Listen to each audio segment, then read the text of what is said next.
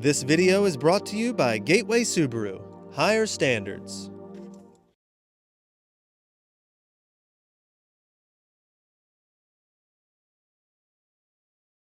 Outdoors Delmarva covers everything outdoors, including real hunting and fishing situations involving wildlife. and we do our best each and every week to keep it tasteful, but discretion is advised. Now, enjoy the show.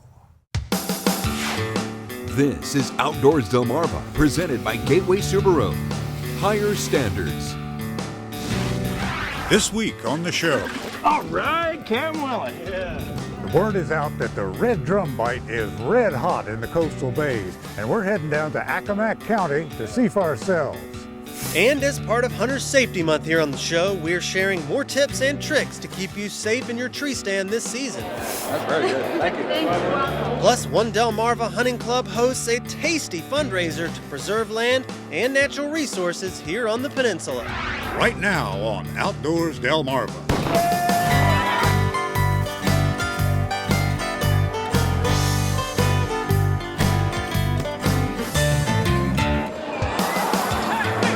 This is Outdoors Delmarva, presented by Gateway Subaru. Higher standards. And now, here's Andrew Tawes and Captain Willie Dykes. Thanks for watching Outdoors Delmarva. I'm Captain Willie Dykes. And I'm Andrew Tawes. Well, we decided to take a break from hunting this week to head down to Accomack County, Virginia, and do a little fishing for red drum. Willie, you may have heard that the red drum bite has been on strong here for the last couple of months. That's right, Andrew, and we're going after big fish in shallow water. Sounds like my kind of trip. All right. Captain Matt Abel launches his boat and we make our way through the marshes that lay between Virginia and the Atlantic Ocean. These fish will get up into this grass. I mean, they're at backwater areas like we have over here, and it's unreal. I mean, they might be in less than a foot of water, 6 inches of water even, and they're up there feeding on fiddler crabs and small crabs. But we are not going to be using crabs for bait. To catch these red drum, we're going with artificials. We're basically going to be casting and reeling this morning. Yes, sir. The way what's worked for us the best is casting, letting your bait hit the bottom, and then kind of walking it back to you, right off the bottom. Matt's made a lot of trips out here in the last couple of months, and he knows why the red drum are all the rage. For their size, it's unreal how they pull. I mean, I would trade nearly every game fish that we have around here if we could have these things around here all the time. I mean, it's that much fun.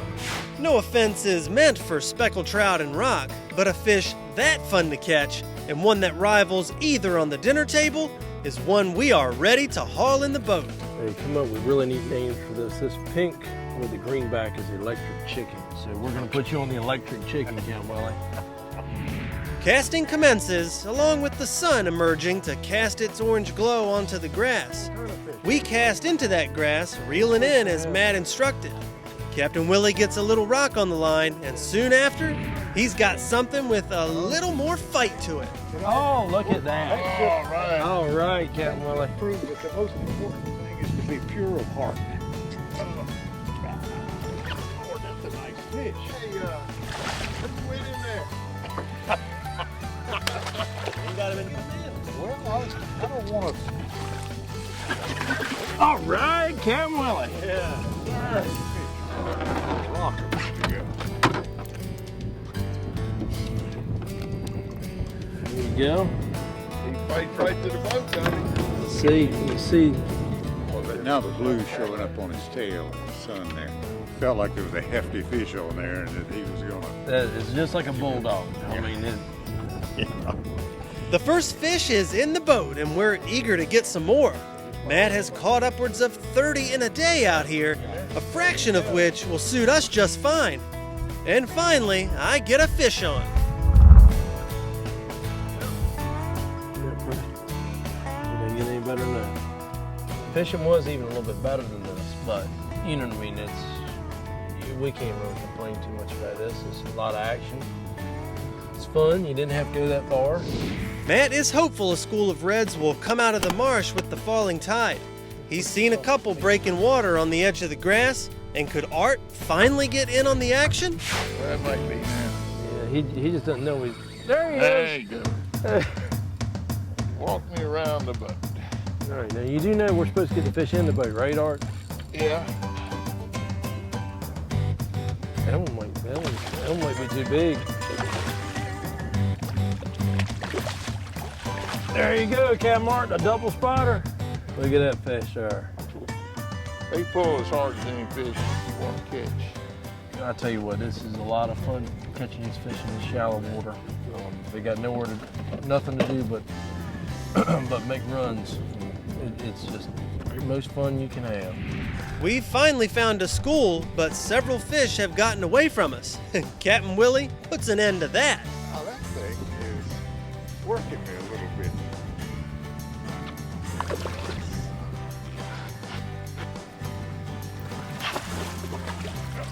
There you go. Good job, Captain Willie. Now, wait a minute, he didn't have a spot. He got No spot. We've caught them with up to 14 spots. And no, zero. I've never seen one with no spot.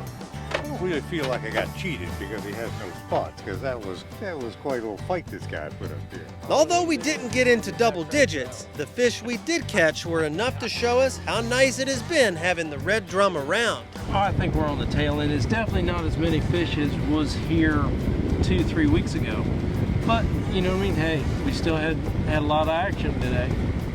Enough action, whether it's 6 fish or 30, to leave us hopeful that the red drum will once again return to Delmarva.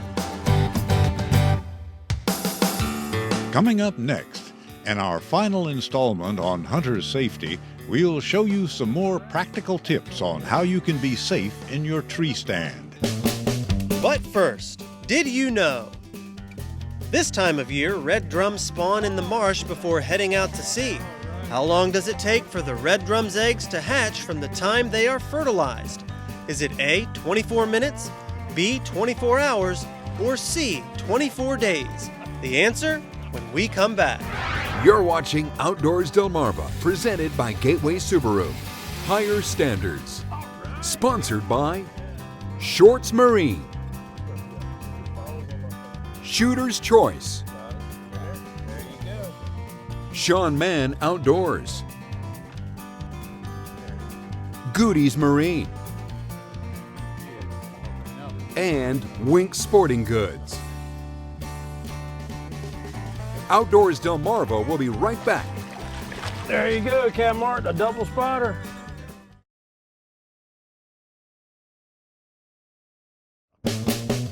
Did you know? How long does it take for red drum eggs to hatch from the time they are fertilized? Is it A, 24 minutes, B, 24 hours, or C, 24 days? The answer is B, a mere 24 hours. Just goes to show what you can get done in a day. Did You Know is sponsored by North Bay Marina. Good job, Captain Willie. We've been devoting the month of October to hunter safety here on the show. And if you recall, last week we spoke to Rick Morris about tree stand safety. Well, we couldn't fit in all the good tips and tricks we learned about tree stand safety into one segment, so we're going back for more. One of the most important things we learned about being safe in your tree stand was to use a full-body safety harness. And no matter what type of stand you use, a safety harness can be a lifesaver. Climbing stands are very popular. You have to have a relatively straight tree with no limbs to be able to use it. Again, full body safety harness with a fall arrest system. The fall arrest system being basically a lifeline. You notice that the platform is at a little bit of an angle. And the reason for that is the tree trunk is larger in diameter close to the ground. As you go up, the tree tapers and this platform will level out, and you want it to be level when you reach the height you want to hunt. The first thing I'm going to do is attach to the lifeline and tree harness. So now, not only do I have my full body safety harness on, I have the fall arrest system in place. So as I climb, I would move this up and make sure that it's snug. This knot is called a prusik knot. The prusik knot is a climber's knot. It's simply a series of loops around a climbing type rope. This isn't the same rope you anchor your boat with. It's a rope that's designed to to handle a stress as well as a load. So as I'm climbing, I'll slide this up. If I should fall, that prusik knot will tighten up and it will not allow me to fall to the ground. Now, do you bring your rifle or your bow up with you during the climbing process? Never carry anything, whether it's a backpack, rifle, bow, use a haul line. The first thing you always want to do is make sure the firearm is unloaded. Check the action, make sure there's nothing in the chamber, nothing in the magazine. The muzzle goes in this small pouch, so it's protected. And then the grip area, the strap would go around the grip area, and that keeps everything in line. Then lay the firearm on the ground. Once you're up in your tree stand at full height, then you can pick the gun up and raise it up to your stand, muzzle down. Okay. Same thing when you come down, the muzzle is always pointed at the ground and it's protected by the small pouch. Lower it back down. Well, Rick, this next type of stand here is a little more stable, but a little less portable than the other kinds. Yes, the next one is a ladder stand. To safely install this, it takes 3 people. You would lay all the parts out on the ground and assemble it, or one person actually holds the base still while 2 people stand it up against the tree. You mount a stabilizer bar that keeps the ladder from collapsing towards the tree because it's such a long run, and 2 securing straps that tie the top to the tree back to the ladder, which gives it some initial stability. The first thing that one person does, he's wearing his full body harness as he climbs, always having 3 points of contact when you climb. 1 foot, 2 hands, 2 feet, 1 hand. So you want to be very careful as you're climbing.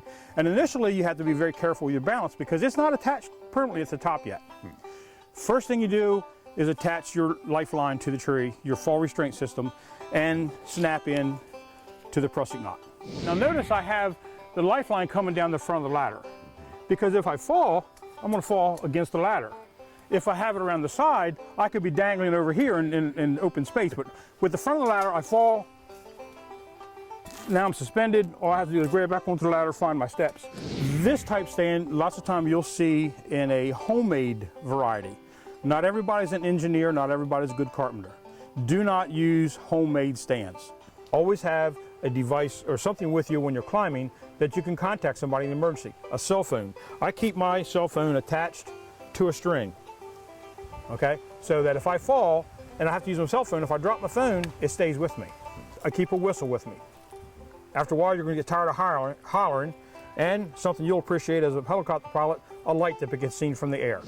Hey, Rick, this equipment and these procedures you've shown us are simple and fairly easy, and with a little practice, they'll become as much a part of a hunter's routine as sighting in their rifle. That's right, Willie, and you have to remember to always read and understand your manufacturer's instructions and practice at ground level before try climbing at height. Okay, great. Thanks for having us out Thank here, you, Rick. appreciate it.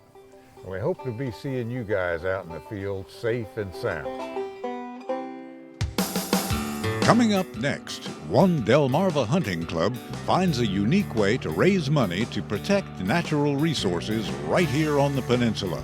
Just getting going here.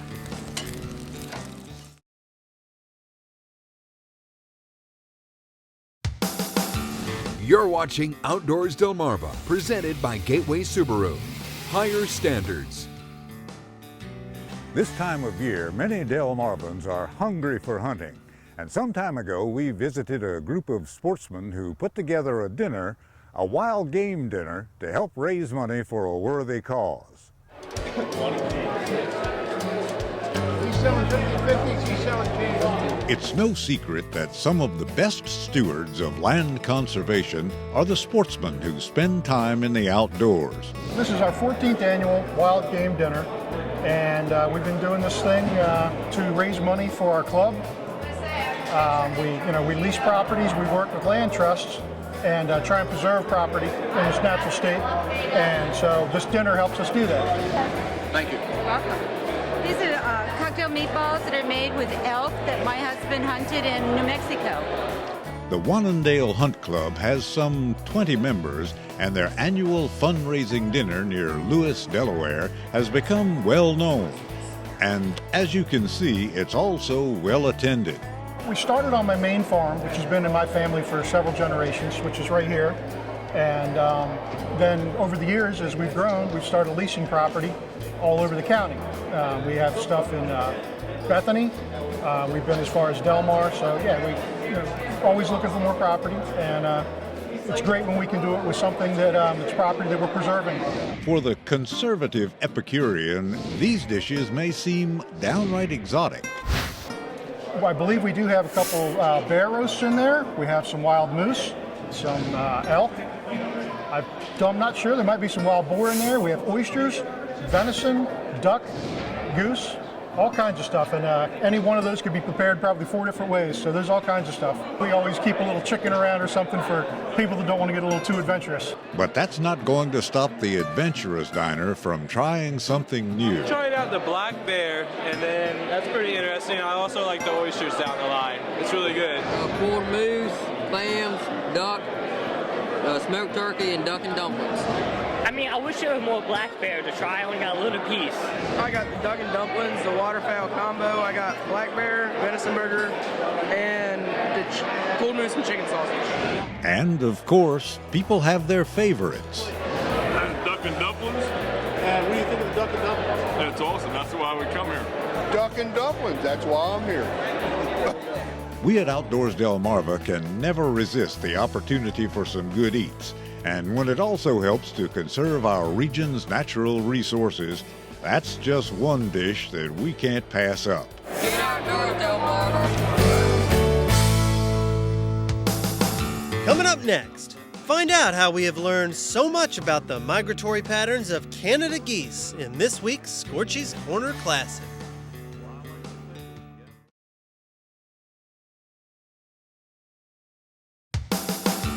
You're watching Outdoors Delmarva, presented by Gateway Subaru. Higher standards. Waterfowl seasons are getting started, and pretty soon hunters will be taking aim at Canada geese. And on this week's Korchis Corner Classic, we see one method of learning all about the migratory patterns of Canada's.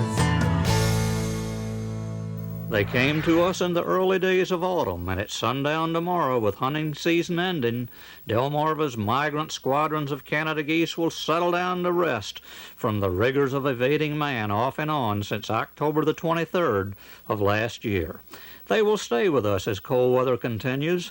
Then when winter starts fading into spring and the days lengthen, the multitudes become restless. Feathers will be preened and oiled, and suddenly one morning, as they've done for years uncountable, a group will break off from the main body, take wing and head north in the familiar V formation, and Delmarva will bid this majestic bird farewell until the dawn of another autumn. How have we learned so much about the migratory habits of Canada's? By banding. Wildlife biologists spend several months baiting an area, and the geese soon become less wary and look forward with eager anticipation to each morning meal of golden kernels of corn. Then comes that fateful morning when the cannon net is fired over the bait line, and scores of birds are trapped beneath it unharmed. Wildlife officials gather up the birds in sacks, which reduces stress, and they are checked for sex and age before the metal identifying band is clamped on the leg. Then it's back to freedom and the soon-to-come long journey home for the primary business at hand, the raising of a family and the perpetuation of their species, whose first haunting cries of next autumn's migration will once again turn men's eyes toward the northern sky with looks of awe. Coming up next, your latest viewer videos and pictures. Outdoors Delmarva viewer pictures are sponsored by North Bay Marina.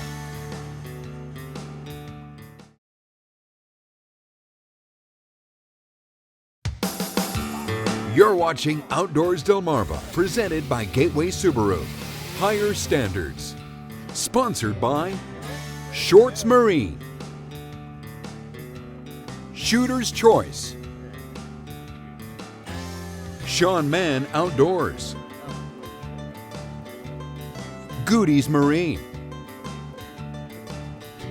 and Wink Sporting Goods. Now it's time to take a look at some of the latest videos and pictures sent in by our own Outdoors Delmarva viewers. The bucks have been rolling in. Here is Todd Manning of Lewis with an 11-pointer in Frankfort, Delaware.